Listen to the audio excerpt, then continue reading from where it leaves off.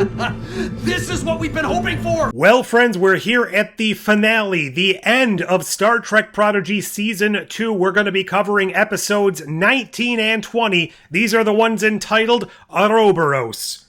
Ouroboros? Ouroboros. Yeah, that's what I said. This is the finale. Absolutely, if you don't want spoilers, then you may want to check back after you've seen it. Otherwise, you've been warned. Before we get into the story, since this is the finale of Season 2, a couple of things I have really loved this season. Well, actually, one of them is both seasons. I never got around to talking about. That being Gwyn's ambassador uniform. Absolutely fantastic. I really like it, especially with the quasi-Starfleet design around it, plus that little piping on the top there and the shoulders. As well as a fantastic scene in the opening sequence of the show where we see the protostar kind of jumping into warp or proto-warp or whatever we're seeing there, and it makes the Starfleet Delta. Absolutely love this, specifically because I remember all those years ago reading a Star Trek novel where they spent, I want to say, an entire chapter explaining how the Starfleet Delta was actually created, because it's based on the way the warp field works. You have the ship kind of breaking into there, making that little triangle delta, and the off-centeredness of it because it's outside in the warp bubble. I didn't explain that very well whatsoever. That's always an explanation that stuck with me, so to see it actually represented on screen is just something that stands out to me. As the episode begins, we find out the resistance movement on Solemn has basically been effective. There is chaos in the streets, everybody was revolting and fighting back against the Iron Boot of Asencia, which means she has to enact the final plan, which was opening up all sorts of different temporal wormholes to various Starfleet and Federation bases all over 3 different quadrants, at least according to Chakotay. This was purely a personal Protostar and Voyager A against the world type of mission. It actually reverberates through the rest of the season, the series, and Star Trek as a whole, and I'll get back to that in a moment, but just how spread thin everyone is,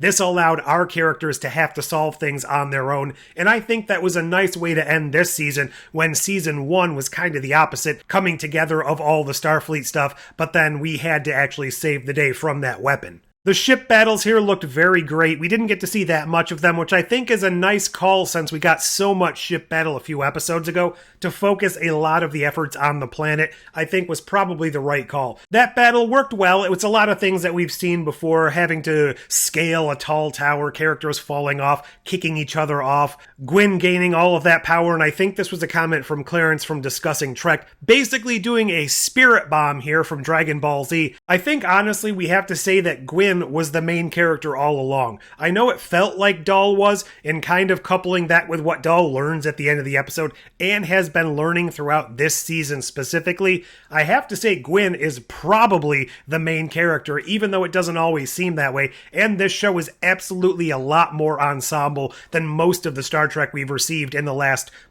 10, 15 years. We also get a fantastic little rundown on how time travel actually works here from Wesley Crusher. Basically, the wormhole is not necessarily needing to be the one that was originally created by Chakotay to send the protostar back in time. In fact, it may be the original one, it may not be the original one. At the end of the day, that really doesn't matter. The little things don't really matter. I've always liked the explanation where if you throw into a giant river a very small pebble, it makes a heck of a lot of ripples around it, but when you get a mile downstream, it's still in the original course. You've actually changed nothing of consequence. He goes so far as to say it doesn't really matter. Chakotay created the original wormhole, you created the original wormhole. As long as we end up on Tars Lamora exactly as you found the ship, the timeline will repair itself and everything will come back to being the way it's supposed to be. 2 different similar examples I have of this. The Gabriel Bell situation from DS9. Nothing was really changed of consequence within history aside from the fact that now Benjamin Sisko's picture is in the history books as Gabriel Bell.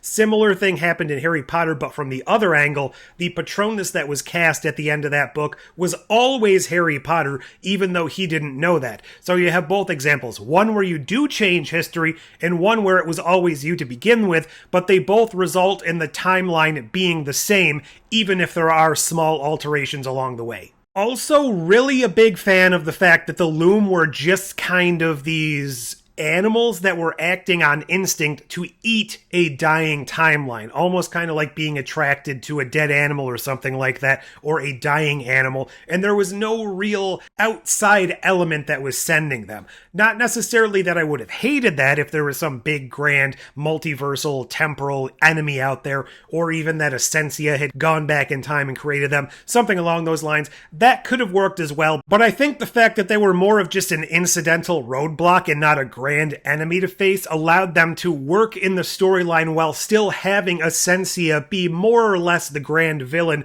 but at the end of the day, the real grand villain was fixing the timeline with all of these issues to counteract along the way.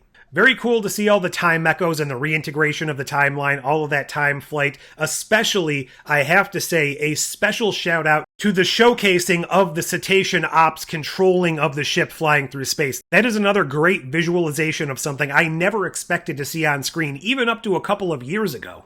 Great foreshadowing from Wesley Crusher here that this isn't the actual event he was speaking about. Sticking together never actually meant for this situation here. It meant for some grander plan down the line. So that's a setup for probably a third, fourth, fifth season, or just a nice way to keep these characters in our hearts and our minds, even if we actually don't get any more seasons of this show, or heck, even a movie.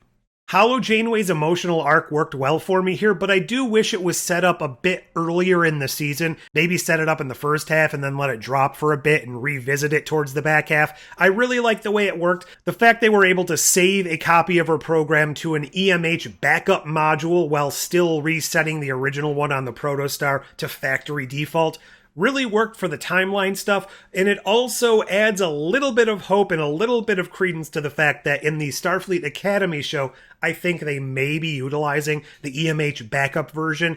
Now, this is Prodigy. This is a team that has absolutely nothing to do with the creative behind-the-scenes stuff for Star Trek Academy, so the fact that they remembered a piece of technology and a piece of lore from Voyager absolutely means nothing when you compare that to the people creating Starfleet Academy, but it's just something that I'm hopeful for, so hopefully I'm not disappointed on either end of the spectrum. On either end of the spectrum, I don't even know what that means. And then we get to the parts of this episode filled with the emotion. That little scene where Dahl leaves the comm badge on the floor of the Protostar before they beam out, it was very reminiscent to me of the End of Times era where Mark Twain leaves the pocket watch because he knows the future needs to find it in order to set all of the events into motion. And then we get all of the loving montages to all of the history to both seasons of Star Trek Prodigy. I'm wondering with this, and I'm also wondering with what kind of felt more like an epilogue, if this was all in the original intention, the original plan of the season, or if this was all part of that stuff they added, the 95% complete, the stuff that wasn't finished, in order to give this a more fulfilling send-off if we aren't able to get more Star Trek Prodigy in the future. Having that loving, sweet, legitimately emotional montage of all of Star Trek Prodigy history while they were traveling through time definitely hit, but it wouldn't be the last time we get any emotion in the show because they had a 1-2 punch of bringing in a heck of a lot of connective tissue to the Star Trek lore, and all of that was very emotional Star Trek lore and baggage to kind of just throw in here at the very end. Very connective to the other shows in this new era of Star Trek. Before we get to the grand events going on, we also got a little connective tissue piece where Wesley Crusher goes home to visit his mom, the reunion between Wesley and Beverly Crusher for the first time together. They have both been very involved in the current era of Star Trek, never together, so to actually get that family reunion, as well as the introduction to a baby Jack off screen in the background, really worked for me, which is funny because after the first couple seasons of Picard, that's not something I would ever expect myself to say. That Wesley Crusher glorified cameo when he popped up in Picard Season 2, I wasn't a huge fan of it then. It felt more like he just walked off the set of the after show and said a couple of lines, but then out of the blue, Star Trek Prodigy Season 2 came along and built an entire narrative structure around a throwaway reference from Picard Season 2 without having much time to sit there and deal with the feelings of coming to the end of this whole storyline of Star Trek Prodigy Season 2 and the show as a whole. We are hit right over the head with the attack on Utopia Planitia on first contact date, the very inciting incident of Star Trek Picard Season 1, where all of everything started going to hell. the universe started feeling darker, Starfleet retracted their borders, they got a more militaristic, less exploratory feeling. All of the stuff that people weren't necessarily a fan of in Star Trek Picard Season 1 is initiated here, while at the same time, a reactivated Admiral Janeway fighting against this, raging against the dying of the light, standing up for the ideals of the Federation, and she succeeds in a small way by allowing our new crew of the USS Prodigy. They finally, at the end of Season 2, name the ship the USS Prodigy, just after I spent 2 seasons trying to remember to call it the USS Protostar and not the USS Prodigy. Are you happy? Because now I'm going to be more confused if we get another season of this show. That worked remarkably well, in my opinion. Not only does it allow these characters to be the torchbearers or the beacons of light within the Star Trek universe to go out there and seek new allies, to keep the borders safe, to keep the hope alive. This is a meta-contextual meta-commentary on this era of Star Trek as well. While Picard was being dark and dour and leading our characters towards a more morally dubious path, we have Star Trek Prodigy, which came along and carried the hope and carried the light of those Starfleet ideals and the Starfleet that we remember from specifically the 90s and early 2000s era. So we get new uniforms, we get new comm badges, we get Jellicoe, we get the explanation that Starfleet is understaffed, under-resourced. That's why they have so many different uniforms. They tend to roll them out in waves, the same with comm badges.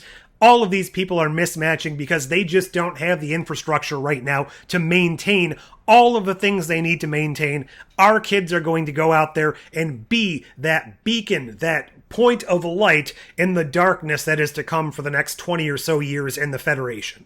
That's where we leave Star Trek Prodigy. No clear indication that we're going to get any follow-up in the future. I am definitely hopeful we get something, whether it be a follow-on movie of some sort, whether or not they are allowed to pop up in other shows. We now have a firm setting for where these characters actually are in the timeline. I know some of them would be hard to realize in live action, but for the most part, I think they would be able to pull it off. So if we were ever to get a Starfleet Legacy show, yes, it would be set in these kids' future, so some of them would be more grown up, but I think it is conceivable they could at some point pop up in a live action show.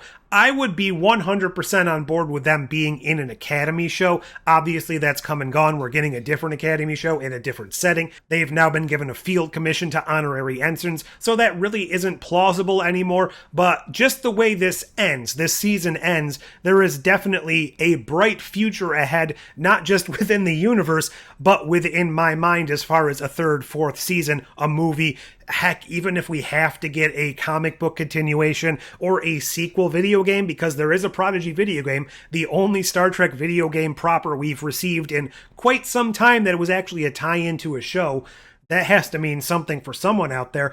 I've rambled a lot. There was a lot to cover in this episode. I'm probably going to have to do a video just on the series and the season as a whole. There were a couple of things I probably would have done differently if I were making this season finale here, but I definitely think it worked exceptionally well to tie up all the loose ends and give us that bright hope for the future that there is going to be more for these people, even if we don't personally get to see it on our own screens. What did you think of this episode? These 2 episodes, I guess I should say. What did you think of the season overall? Are you planning to go back and watch it again? Do you have hope that we're going to get more Prodigy, or do you think this is probably the end because of all of the shenanigans going on behind the scenes? Whatever you think, anything at all, leave your thoughts down below. Like, share, subscribe to all those fancy YouTube things. But until next time, farewell, old friend, and thanks